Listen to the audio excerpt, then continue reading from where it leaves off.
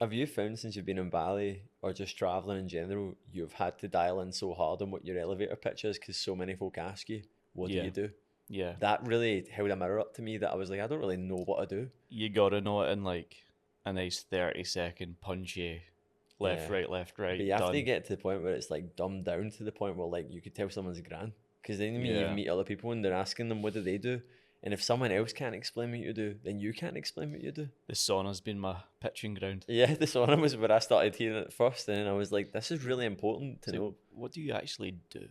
What do you? And then you're sitting there like, well, I'm not calling myself just a PT. Yeah, So well more than that. yeah, So you got to refine it, and that's it's actually like a good testing ground for like just it's like a think tank, a sauna. yeah.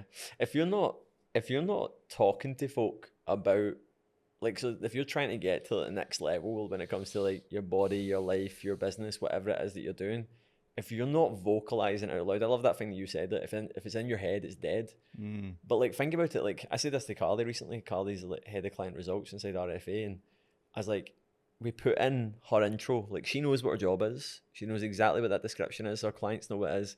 I was like, would it benefit you for us to actually put a slide in your, see when you're doing like your game plan call, one-to-one call with a new person that's came on board, just saying, what do I do? And then you can reiterate that to that person. She was like, yeah. I was like, because if you don't say what you do, if you don't say what your goals are, if you don't say, then it's not really happening. Well, why do you think a lot of people in this world like seek an identity? You know, Yeah. they need a title. Yeah. I'm a copper. I'm a Yeah. firefighter. Yeah. I'm in the army. I'm a lawyer. Yeah. Doctor. It's like people want these prestigious tags so they can identify themselves as a thing. Yeah. And like same for us as well. We need to be a thing. You know, and you have to kind of be it to have it rather than have to have it to be it. It's more of like an identity kind of inside out and back to front. Yeah. You have to have mastered it because like see any change in life, it has to happen internally. You have to believe you are the guy you say you are. Otherwise it's hypothetical. And then you're a hypocrite.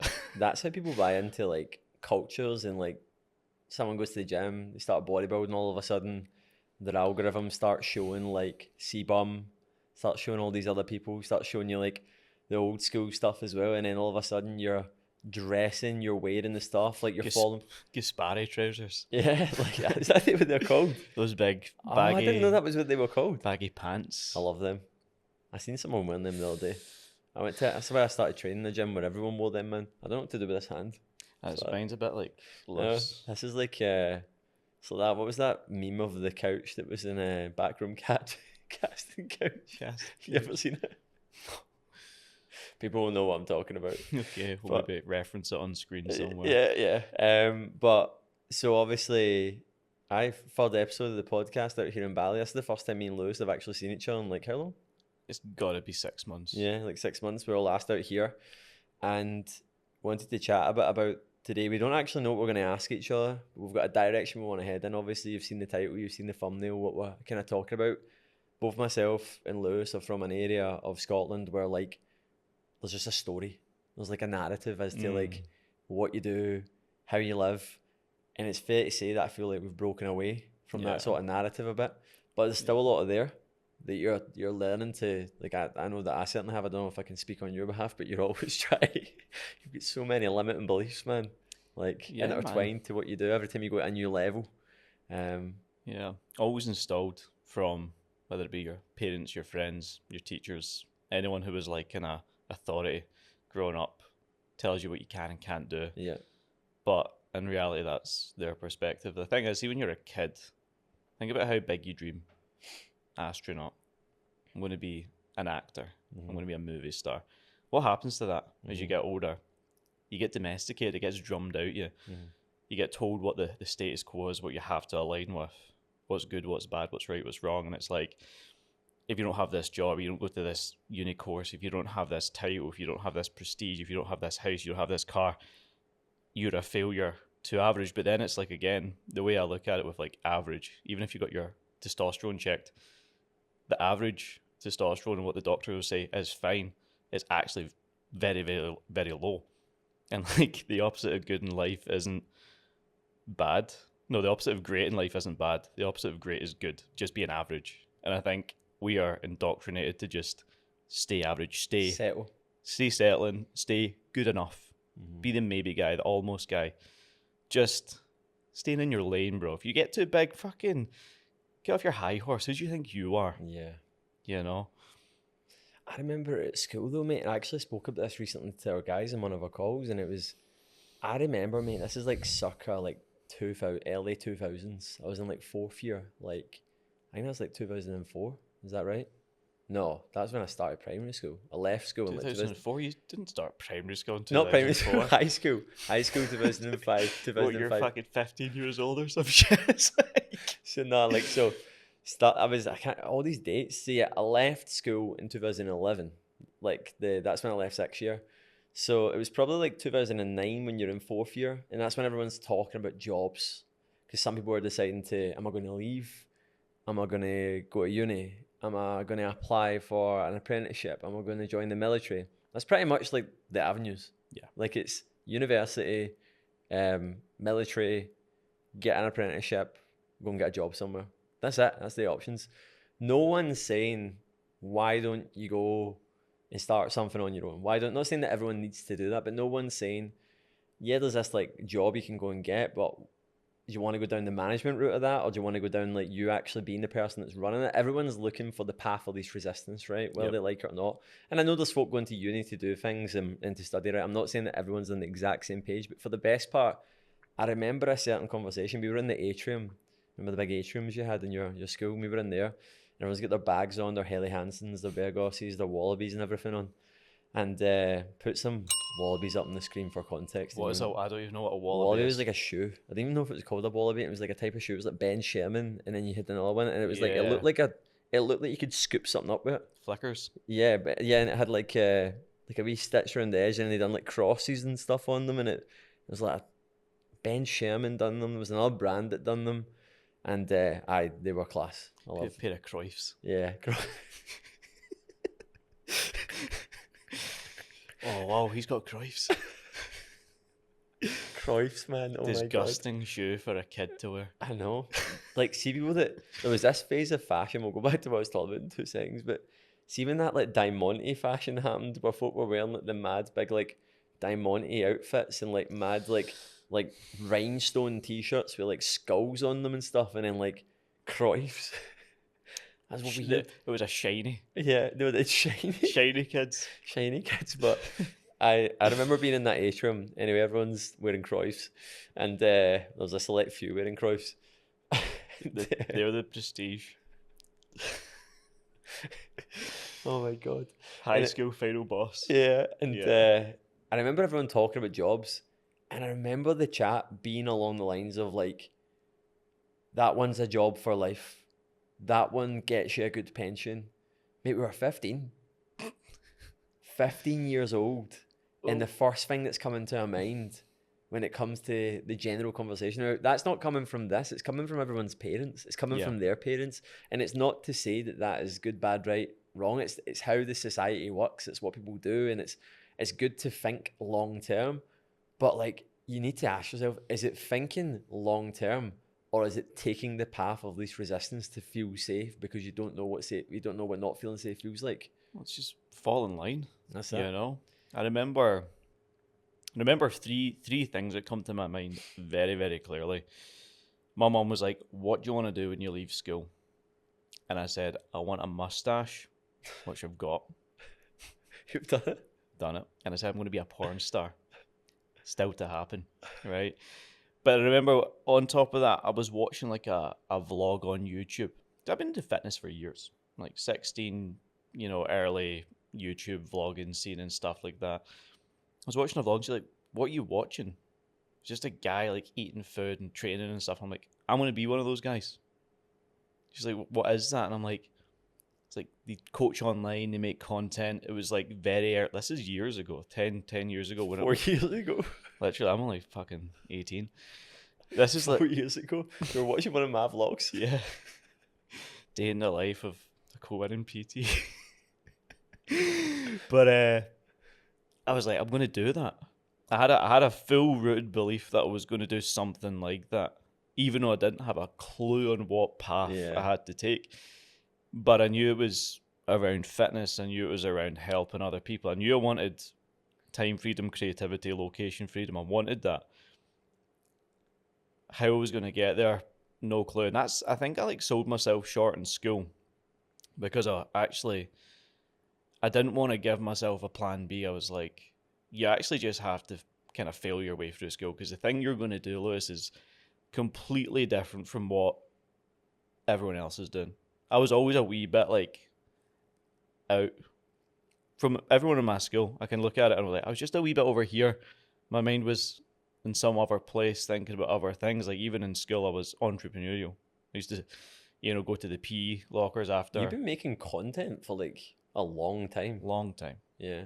Vlogs, skating vlogs. I used to sell skateboards. I used to do custom built skateboards. I used to sell sweets and cans of Red Bull at school. I used to make like 50 quid a week at school. Plus, was starting to make and used to have the paper round just to do the selling skateboards, just to make the vlogs. Like, I've always wanted to do things like that. What to sell things, what to help people, wanted to be in control of my own shit.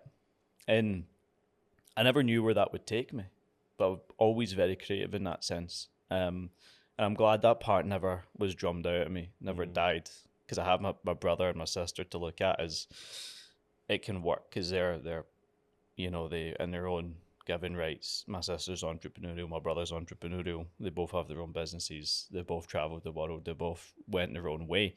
And that kind of when it came to me, I was like, well, I'm just going to do it like that then. Mm-hmm. So I'd say I was quite lucky in a sense of having Ian and Ali as people to look up to.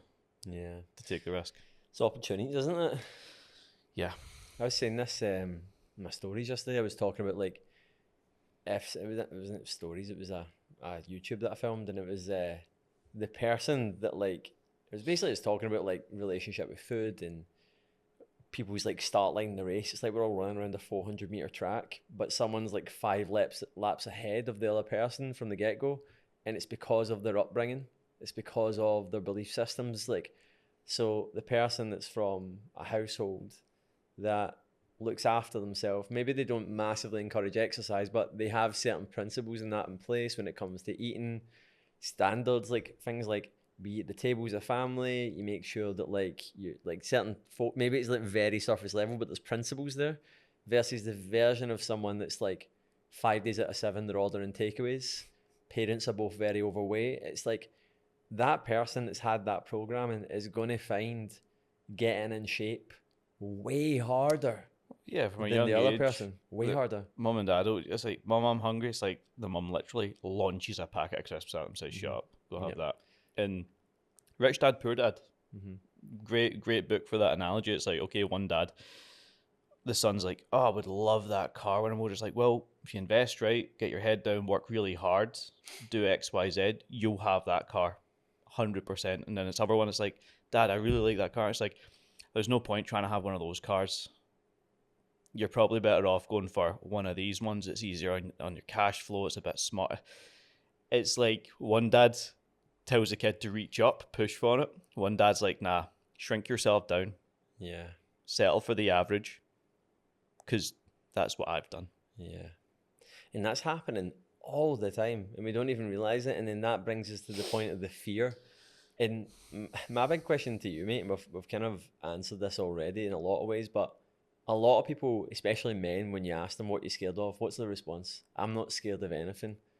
What do you think that they're completely missing if someone's asking that question? What is the fears that most folk have, but they do not even really realize they have?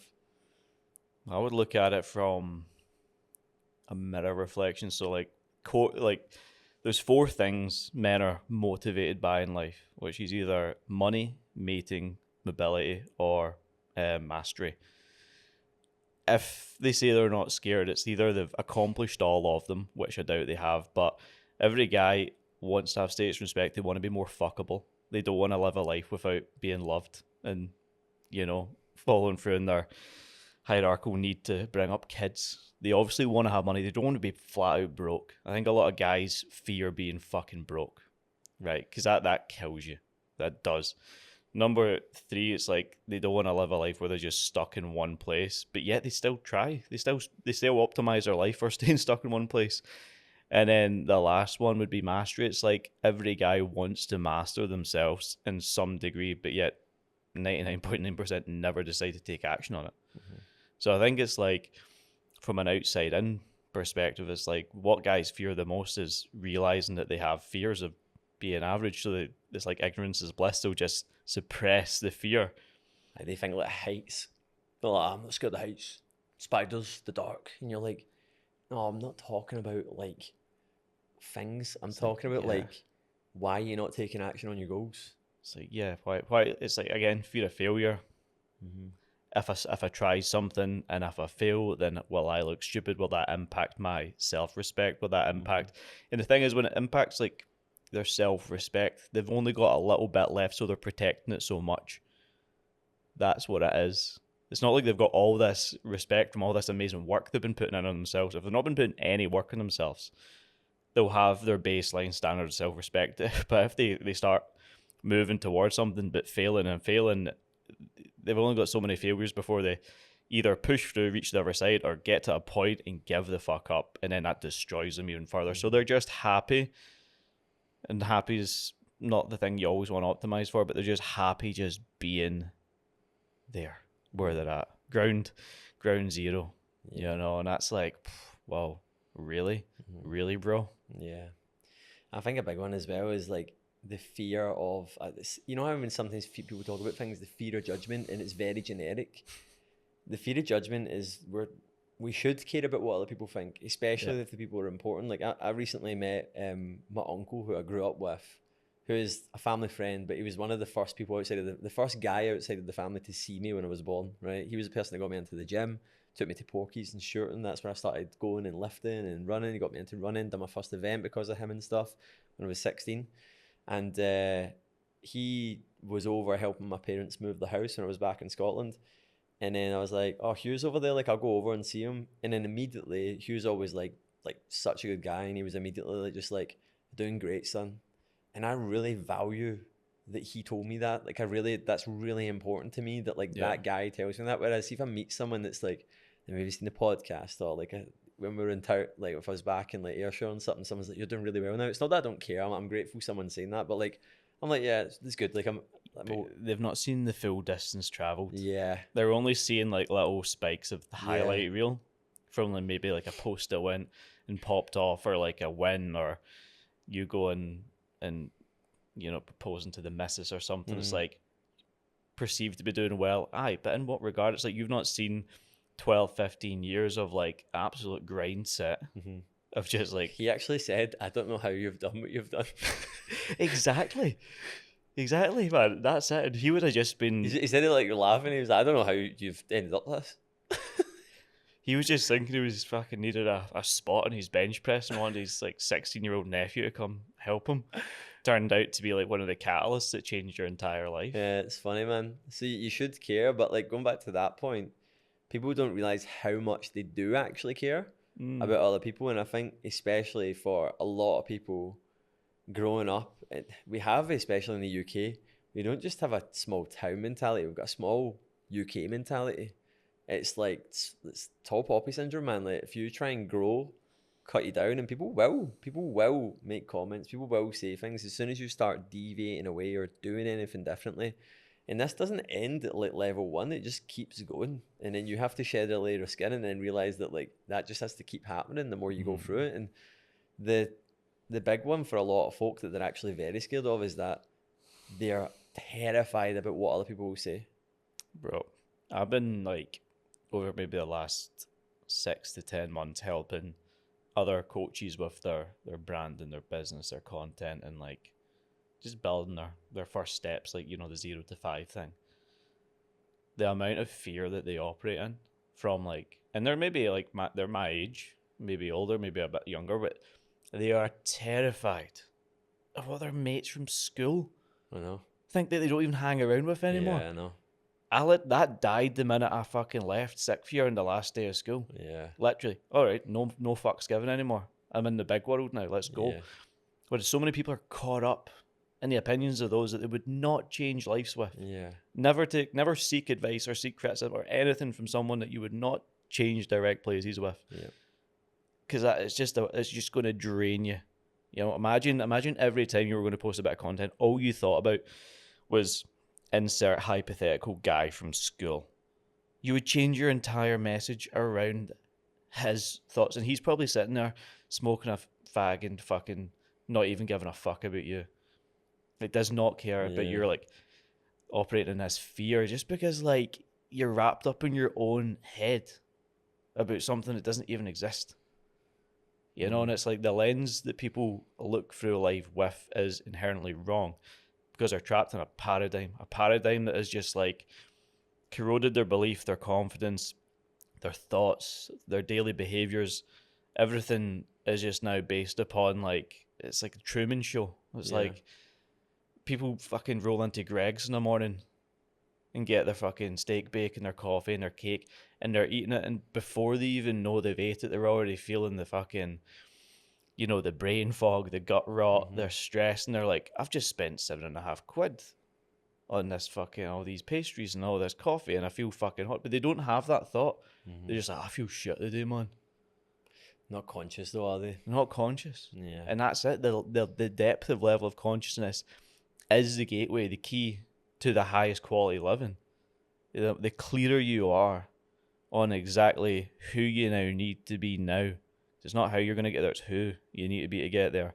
And act and assume that you're living in the end. Like, see, you have an idea in your head about where you want to be in 5 years, 10 years, whatever. So what would have to be true now for you to get there? Okay, well, I have to start behaving like that guy. I have to steal that guy in the future's mental syntax and install it into my brain now, because my old software is not going to get me to the next level. Whereas so many people are like, they've got the software of like a fucking 16-year-old and they're in their 30s, and they're like, oh man, fuck, don't know what to do with this thing, man. It's like, bro, you need to evolve. Like, the world rewards confident people. How do you become more confident? Well, you got to do hard shit. You got to stick to your words. You got to get around the right people, invest in the coaches, invest in the mentors. Even like me and you have done it countless times without even knowing what the fuck we're doing. Yeah. But it grows you at a rate of knots. Yeah. And then you're like, now I understand. Like, I get little downloads from shit that I invested in years ago that I didn't get, like... Yeah, I still get that. Back then, I'm like, fuck. That makes a lot of sense now. A lot of sense. But that's it. You're paying for... You're not paying for things. You're paying for, like, shifting beliefs. You're paying for time. You're paying for this proximity to a level of thinking. And if it's meant to be, it will land and you'll download it and it will become part of you. And then you'll fucking start sending it. I was in the shower today when I got back from my session just before this, and I was actually thinking about some of the things I was talking to you about before, like just shifts and working on who we help with, what we do. And I was in the shower and I was like, because I was excited about it, I was like thinking about like, just have the best thoughts, don't you? When you're in there, you're just thinking about stuff that's happening because there's no distractions. And it's so funny you say that about things that you heard. And I remember I was talking about levels of income. I remember Phil Graham talking about, to get to here, you need to do this. To get to here, you need to do this. To get to here, you need to do this. And then to get to here. And I remember being like, nah, surely you can do just that there, but more to there. And I was like, nah, you can't. You have to do this. And I was like, we're now doing this and we're now doing it. And I was like, like that makes sense. Yeah. Like that. When I was a kid, I got it. I understood the logic of it. It wasn't, I didn't get it. But it wasn't until you get there that you get it. Because you can't just like, it's like your body, your performance, right? The 0 to 5, 0 to 1 thing. You can get to this really good spot doing this, but then the next level requires an even higher level, even more detailed, even more like, even better. And even now, like I said to Ailey today, I was like, for this sort of next level for who I want to be, and every time I go to a new place, I draw it as a line in the sand. I was like, I want to get the healthiest of how I got. And I know that's a very generic thing now, but when you're someone that's quite highly driven and already locked in, that makes a lot of sense to me and you. Because we're trying to optimize. It's like, It's like, but the higher up you go, the simpler the goal gets. Yeah. And literally on paper, the things that now need done day to day are less than they ever have been. It's like success by subtraction. Yeah. You need to remove more and more shit. Because all the medial tasks that you have to amount in the way up to the top, they're like, imagine you've got like a jar initially you have to pour some sand in the jar, but then you can start putting the ping pong balls in the jar, and it Yeah. stacks you up towards the top. It's like put more big things in and fill it with the sand. All the sand's there. Yeah. Now we just need the kind of core structures Yeah. that build into it. A bit of a weird analogy, but like, That makes sense. It never gets easier. You just keep getting better. yeah, Yeah, that's the best way, and like it never Yeah. gets easier. But then when the pendulum swings, man, it swings hard. he does. It can knock you a bit. Yeah, It can really knock you, and some of the highs are crazy, and then some of the lows. What I've learned to kind of deal with is like you have to be so neutral. Yeah. Like, see if someone said to you, right, Kristian, I've wrote and cashed a check. 10 million's going to hit your account this Sunday. What would your reaction be If someone said that to me, if it was going to happen? if it was going to happen, Check was cashed. It was done. I would question why. What the fuck have I done? What have I done? Like, have I been a mule? Did I fly to Bali with like stuff in my bag or something? Like what?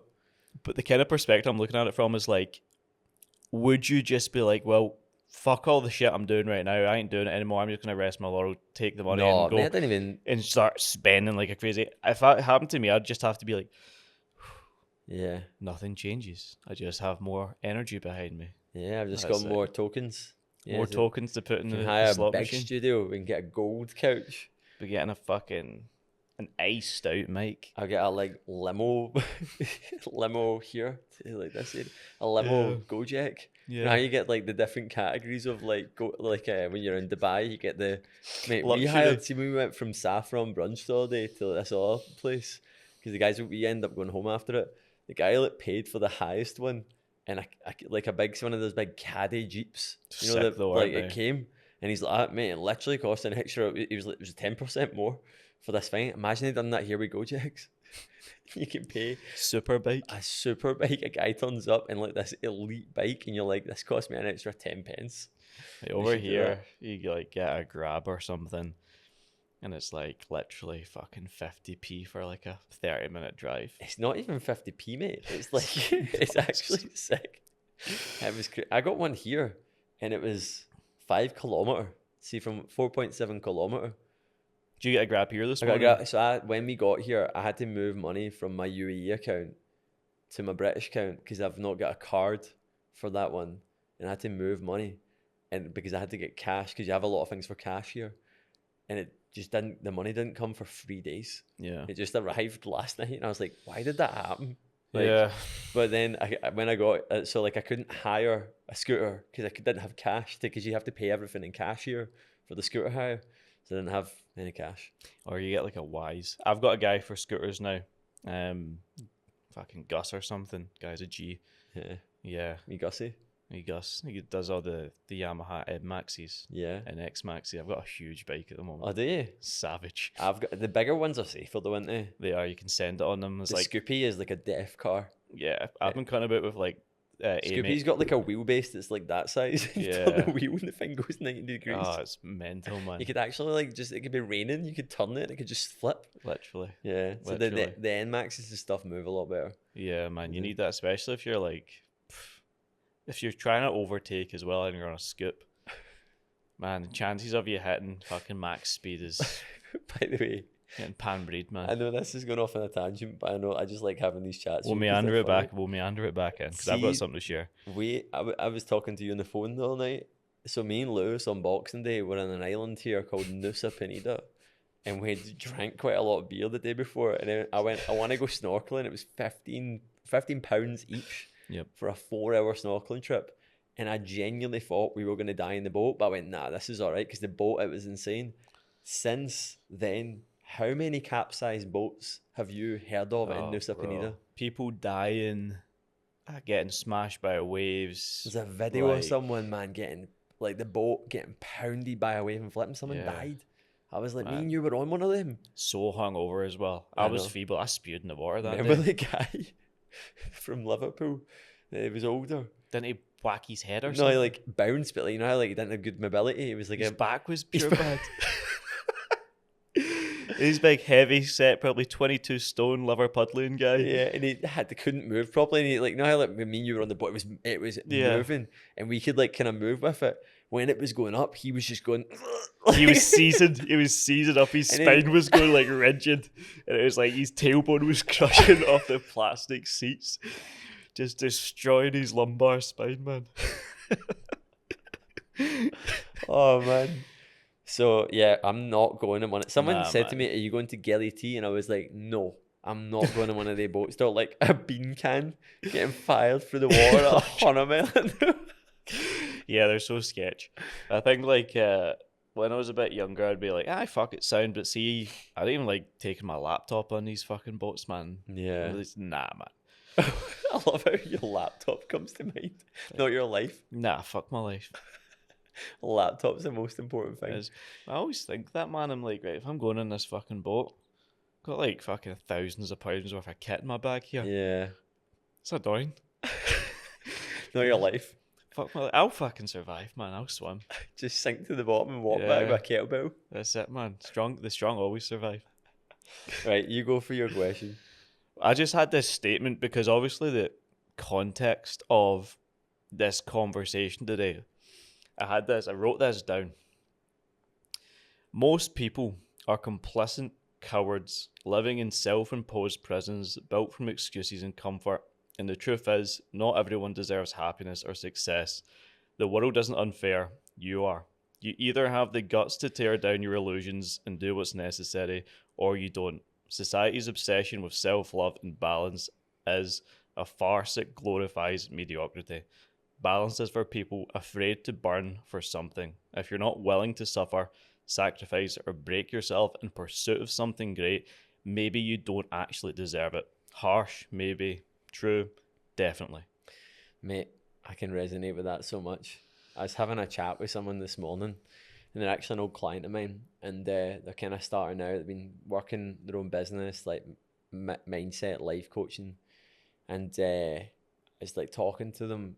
I was like, they were just kind of telling me about where they're at and like the constant challenges, and I was like, keep the foot down. You are where you need to be right now. But everyone now, especially in life, is like entitled. This person wasn't entitled, by the way, but like I was explaining to them, I was like, because they were talking about looking at other people, seeing things, and I was like, you are exactly where you need to be right now. Everything that you want isn't just the outcome, it's the person that you need to become to get that. You're not ready for that yet. Mm-hmm. You have to earn the resilience, you have to earn the calmness, you have to earn the stillness, you have to earn the proactiveness. Yeah. And that you getting slammed and getting like kicked down is the thing that's giving you the freedom. Mm-hmm. Like it's a wave, and it's like, but at the beginning when you don't have the skills and you don't have the ability, and I was having a really good chat with a client yesterday, and I was like, look, and I've worked with him for a long time, and I was just saying to them, you're a couple of degrees off, mate. I was like, can I be honest with you? I was like, your body development and your results for how well you train are off. Why is that? And I was like, because every 8 weeks you have a week or two off.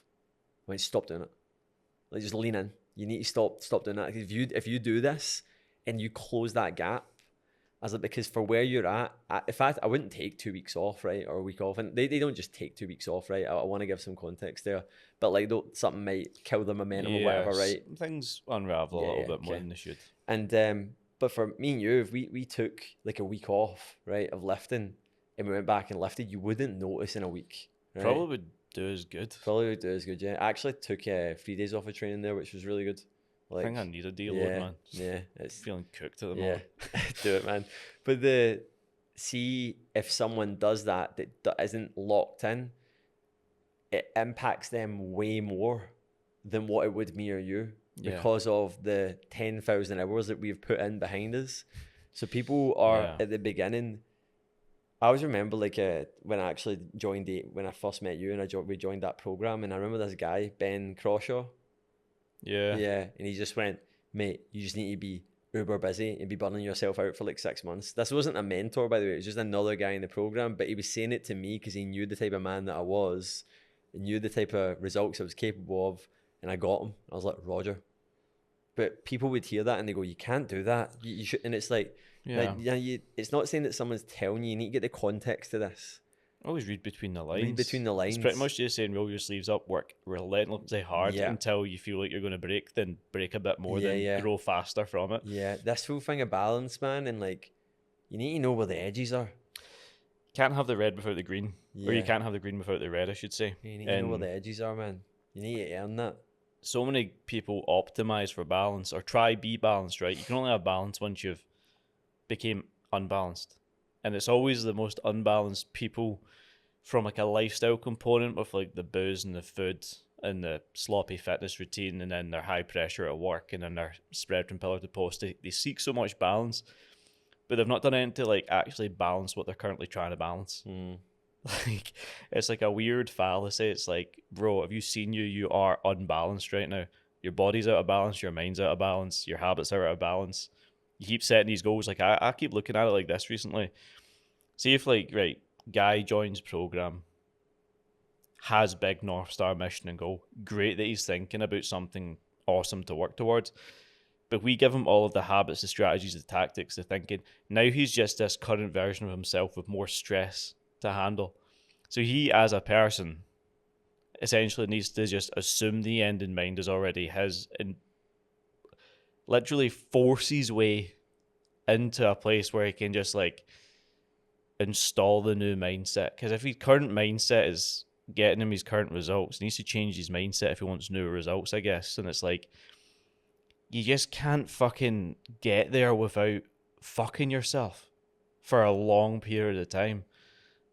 And it sucks, but it's actually the best part of it because like it grows you as a human. Like think about all the times of things me and you would normally or would have stressed about 5 years ago, whereas now it's like, lol.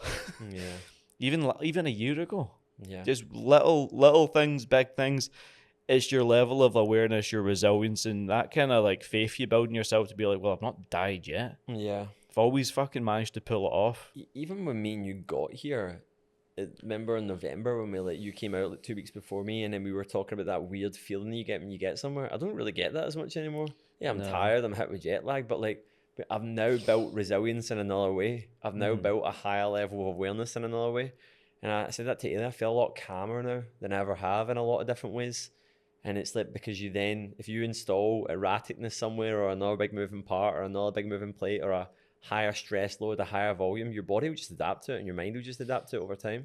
Do you think, see, obviously you've done a lot of like ultra endurance things with the Keltman, Ironmans and stuff. Do you think like, not only from the physical pursuit of that, but do you think that installs like a more calcified mindset into you for other aspects of life? Yeah, definitely, man.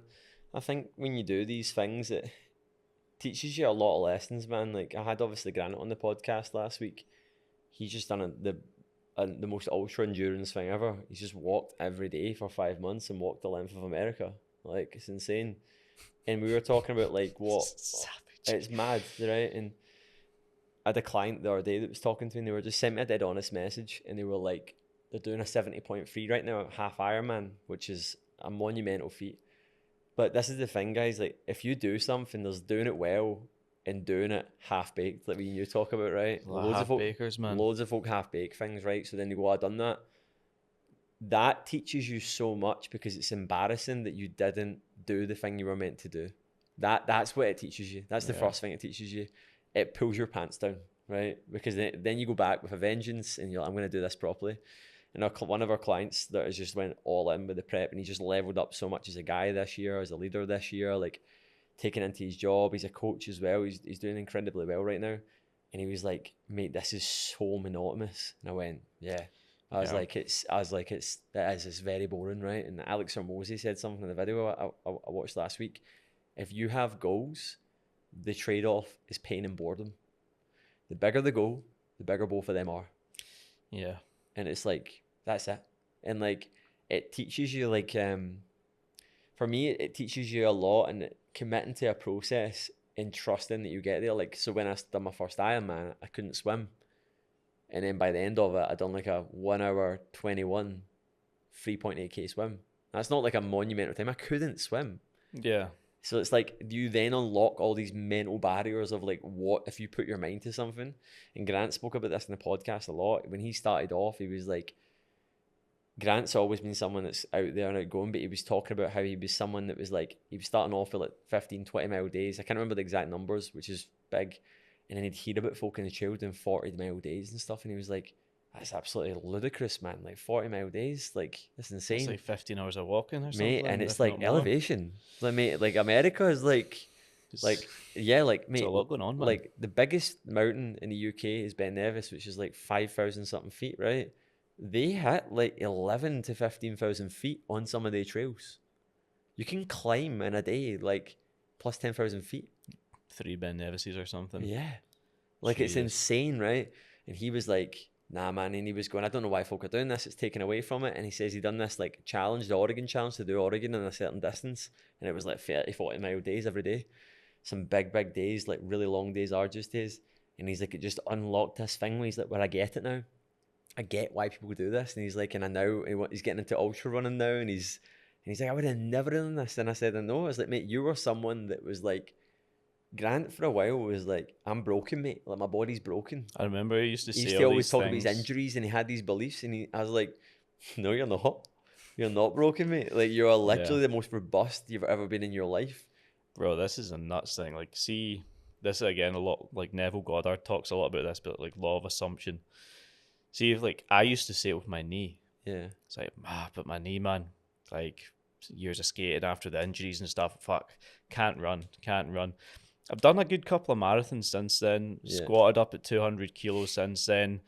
I run like every other day now and have done for months and months and months. And it's like, if you are one of those guys, like, I've got chocolate ankles, you're going to keep rolling your ankles because the world's like, he's got chocolate ankles, I'm just keep fucking him.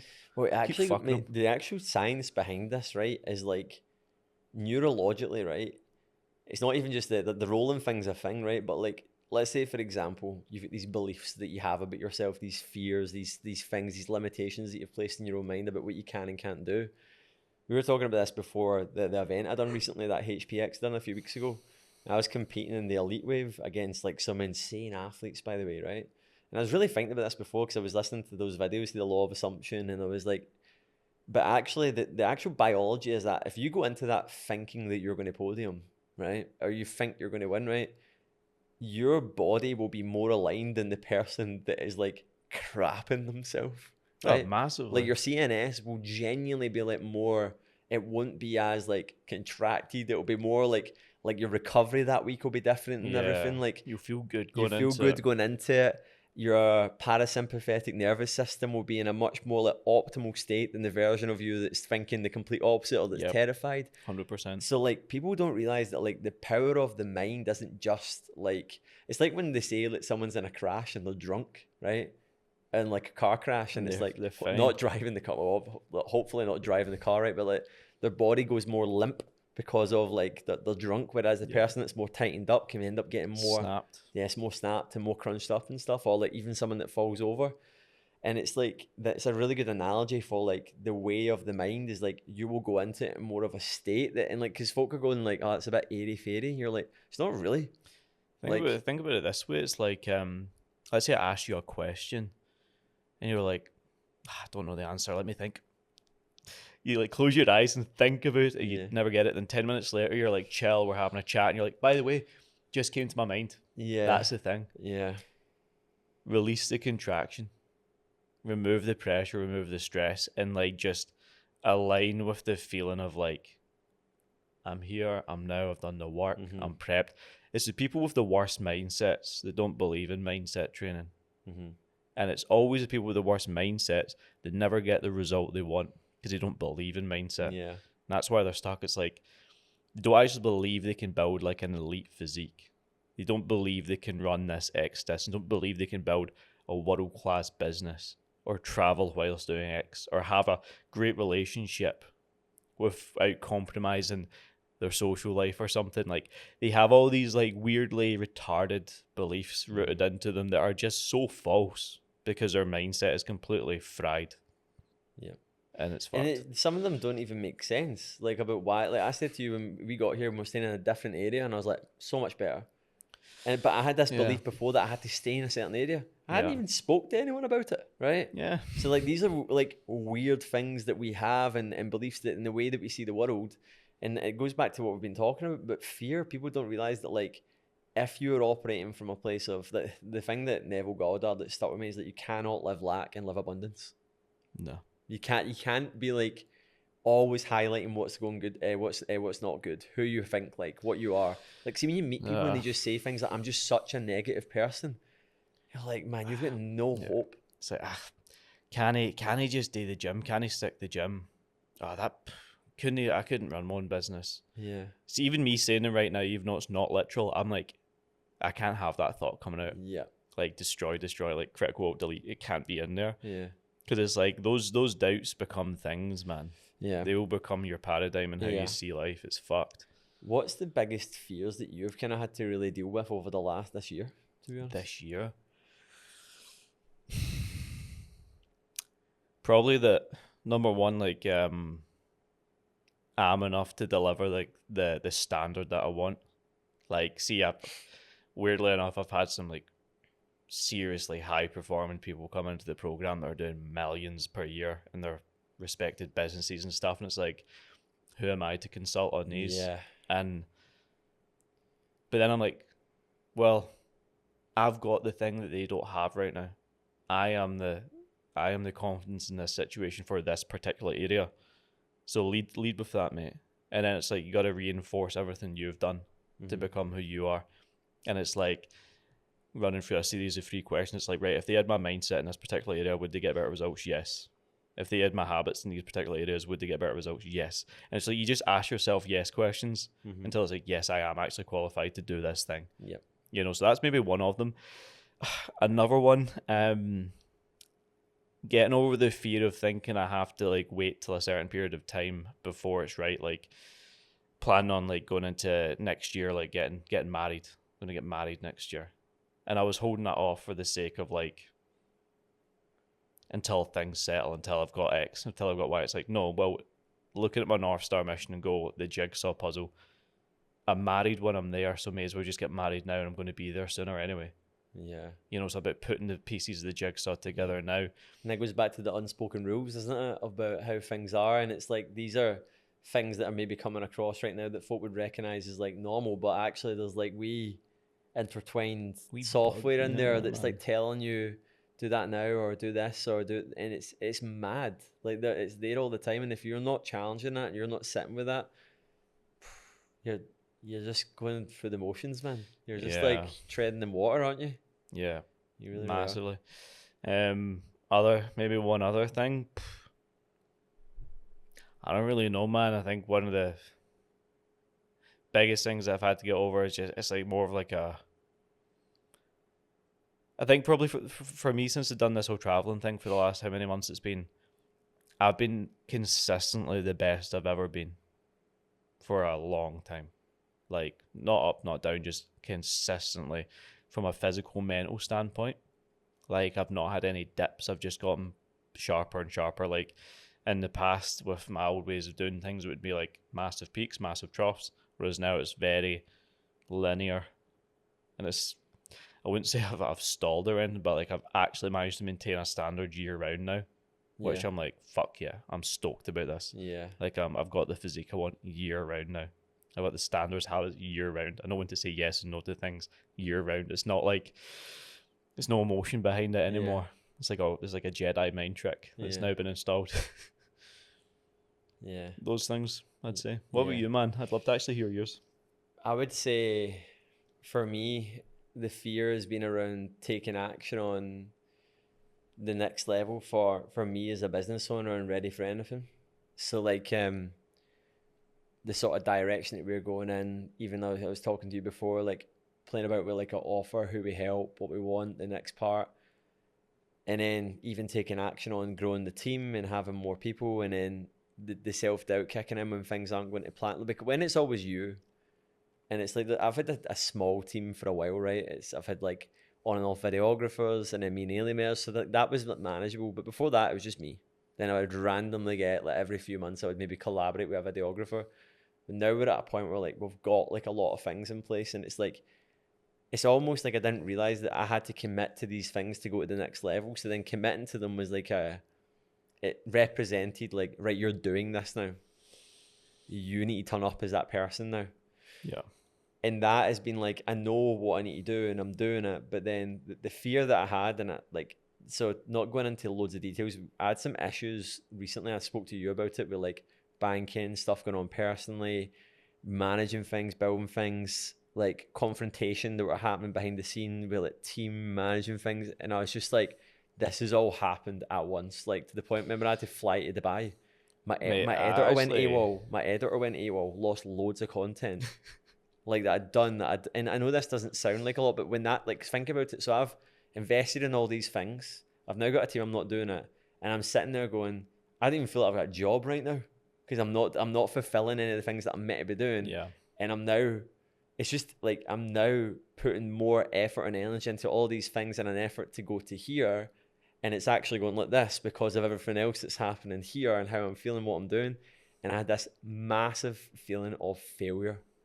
Like just like catastrophic failure. Eat you alive. That. Oh man, like it was like I was just like, I am not, like I just felt like I was like, and the fear that I had to go into was like I was in this constant state of paralysis because of all these external factors that I was like, right, I'm dealing with this now.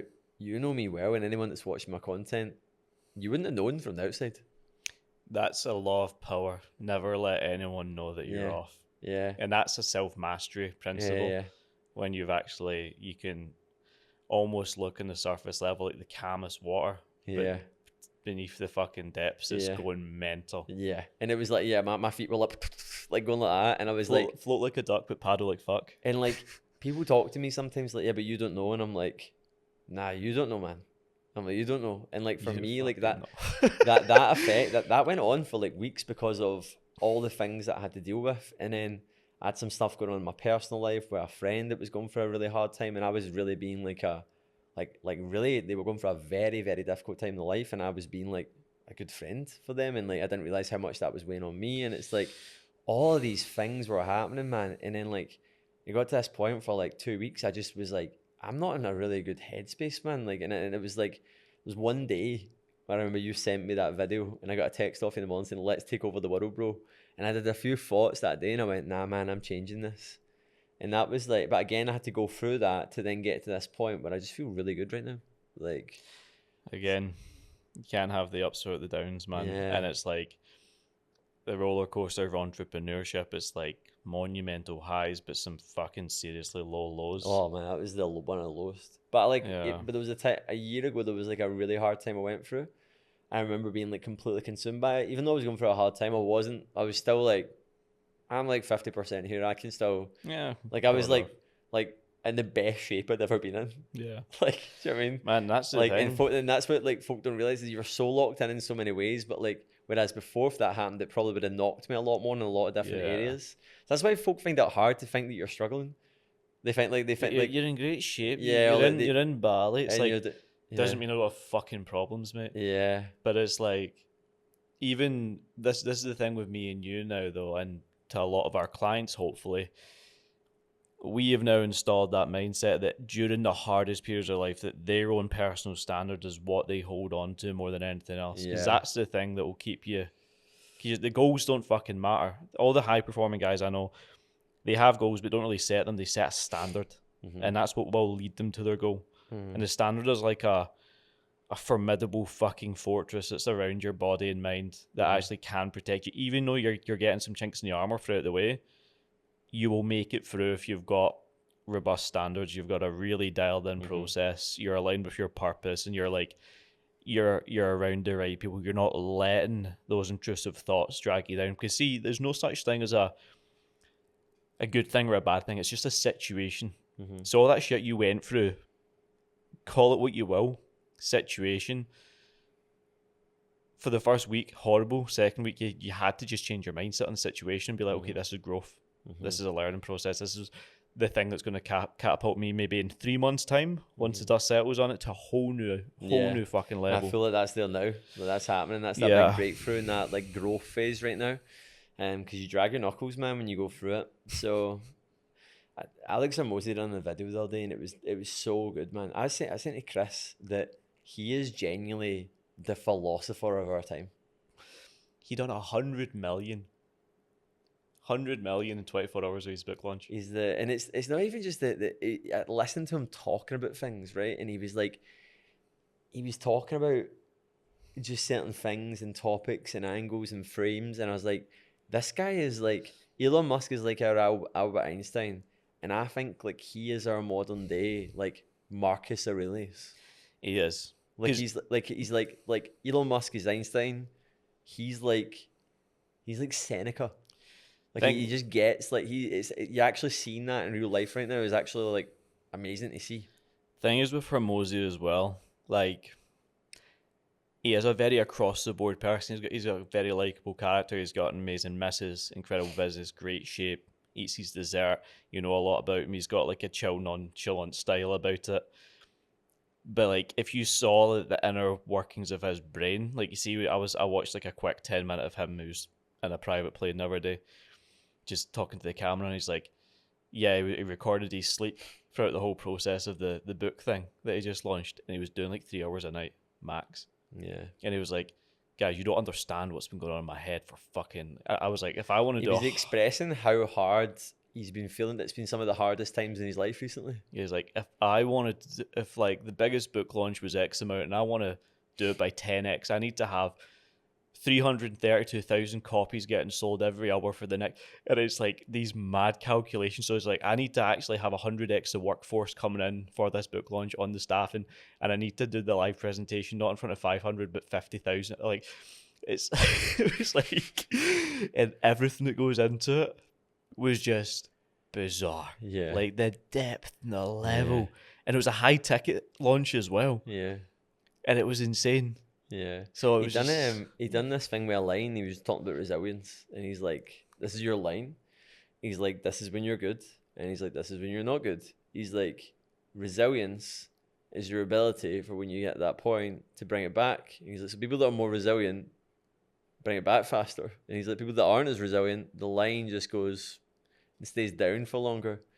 And he's like, "The more you go through things, he's like, that just line comes up faster over time, so it goes. But then when you hit these massive dips like I was talking about, yeah, you take a little bit longer because the depth of how far it goes takes a bit longer, but you fight back up, and then that makes the smaller ones even faster to climb. Like, and then he was talking about the difference of like resilience and like what was it again? It was like not resilience and let's call it like robustness. And he's like, robustness is your ability to withstand until that dip happens. He's like, so a lot of people confuse resilience and robustness, and he's like, someone that's quite robust, it might take them a lot longer to hit the dip, but they're still, if they're not resilient, he's like, they won't come back up to base quick. And he's described this really complex topic of like, just like how you operate and how like you build robustness, like so simple. Well, that's just like the best mentors, coaches, whatever. They understand things in the highest complexity, but can break it down to the master simplicity. Yeah, and just make it like. It's that easy. If you can't describe something simply, you don't understand it. No. Have you heard of that before? Yeah. If you can't simply describe something, I remember you always said to me, it's like people that are really good make something that you find really hard look easy. Yeah. It's like it's aura maxing. It's like, yeah, of course I can fucking do that. Yeah. It's like the guy in the gym that can like squat 180 for 10 effortlessly, and you're like, what? How are you doing that? Like, back is perfect. Yeah. But it's like, it just makes something so challenging look so simple. And that's what I think in life, when you've got a high level of awareness, I think that's what you should try, like an area to optimize for. Even for like just any person, try make the job that you're doing look effortless. Doesn't matter how hard your grind binds, make your relationship look effortless. Mm-hmm. Make your habits look effortless, because see that what that reinforces to you is that like it's effortless. You can do it. You're allowed to do it. You can be free. You don't need to grind so hard. I don't actually like see the grind hustle thing. I went through a big period of grind and hustle to almost like expose myself to pain, challenge, force adversity every single day, and just make life harder even when it didn't need to be hard. See, now I'm like kind of like different with it, the grind and hustle But thing. you had to do that to get to. It's like that thing we were talking about earlier. You had to Yeah. be unbalanced to find the balance in your life for what you want. Yeah. So you could do that. And I think when you work very hard at things, that your efficiency, like you spoke about there, not making things look hard. So like I was even watching back a video recently of me doing an event, competing in an event, that one I was talking about that I competed at, and it was like so hard. And see, when I watched the video back, I actually felt proud. I went, God, man, I actually look so better now doing those things. Like, I'm not just talking about aesthetically, I'm talking about like, I just move better. Whereas I was looking back at other videos and I'm like, man, Yeah, I your look body's like, tired. Like, and I'm like, but actually it's the same with running as well. It's like a really good runner can make a 350 look like a 5-minute kilometer. Oh, bro. See, when you see someone, like, look at the pros, mate, the marathoners that are running 250. I ran 320 for 5 minutes flat the other day, which is a 5-minute mile, like at the end of my run, which is fast, right? And I was like, Chogi runs 250 for a marathon. And I actually was like that. And I was like, that's a 16-minute 5K pace that I ran for 1 mile.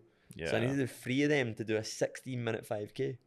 Bro, see, when I push anything sub 5-minute kilometers, I'm fucked. Yeah. Like, I'm fucked. I'm a heavy runner. Yeah. Like, I need to work on my gait. I need to work on my strides. More reps, mate. It's just time in it. Yeah, I was looking at something recently and I was like, my what do you call it? Cadence is like the best it's ever been. And I can feel it when I'm running now. Like, I just feel more efficient. It feels more efficient. Yeah. I haven't done any work on a metronome. You know what a metronome is? Yeah, like boom. Yeah. Haven't done any work on that. Haven't done any conscious effort into doing improving it. It's just got better for running more. Yeah. Like, you will, if you just run more, you'll get better. If you just lift more, you'll lift better. Like, people just do not understand the power of, it's important to like definitely drill in better, but you don't want to be sloppy with things. Like, swimming's a really good example. You could just keep like this. I haven't had any formal swimming. My technique's awful. I could probably knock off about 15 minutes if I'd actually just went and got, like, that's a really good example. Same with, like, if I even went for a run coach and they taught me how to run a bit better and tactics, I would run better. But repetition makes you better. Me and you have never had any formal talking, like, training. No. And we can speak well. I used to really struggle with it as well. Yeah. Like, lisping and, like, not knowing how to, like, I'd overwhelm myself or overthink. But now it's just, like, free flow. Because we've now exposed ourselves to so much talking publicly, personally, in front of the camera, to clients, in front of groups, whatever. Yeah. It's amazing. I think I've done over like 800 hours of like talking, or like 100%. Yeah, like, it's crazy, like podcasting and like interviews and stuff. It's crazy. Yeah. Mad amount of time. So it's like everything's repetition, man. But yeah, have you got anything else to? Red light's on, so time be done.